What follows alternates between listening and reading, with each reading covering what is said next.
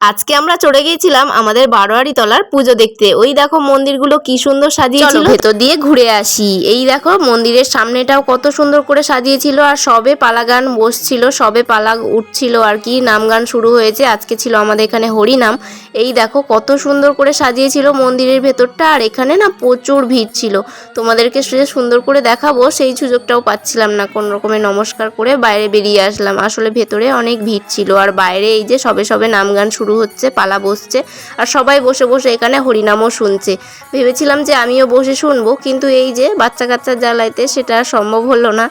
আর আসলে ও কতক্ষণই বা থাকবে। এই দেখো আমার মেয়েও তালে তালে নাচতে শুরু করে দিয়েছে। কিছুক্ষণের জন্য থেকে আবার বাড়ি চলে যাব। এই দেখো দাঁড়িয়ে রয়েছে। এই যে আমরা কিন্তু সবাই কপালে চন্দনের টিপও লাগিয়ে নিয়েছি। এই দেখো এই চন্দনের টিপ লাগালে যেন মুখটা একেবারে অন্যরকম লাগে। এরপরে চলে এসেছিলাম শীতলা মায়ের মন্দিরে। দেখো এই মন্দিরে যদিও আগেই পুজো হয়ে গিয়েছিল, আর এখানে বেশি বড় সড়ো না হলেও ছোটখাটো একটু মেলা বসেছিল। এই দেখো 5 টাকা 10 টাকার ক্লিপ, গার্ডার, নানান ধরনের খেলনা, বেলুন, এই সব কিছুই বসেছিল। তো তারপর শেষে এই যে একটুখানি ফুচকা খেয়ে নিলাম, আর আইসক্রিম তো সোনামা দেখেই বায়না শুরু করেছে। আর তার মধ্যে এই আইসক্রিমটা খেতে আমার খুব ভালো লাগে। যতই নামি দামি আইসক্রিম থাকুক না কেন, এর সাথে কারোর তুলনা হয় না। আজকের মতন টাটা, তোমরা সবাই বলো রাধে রাধে।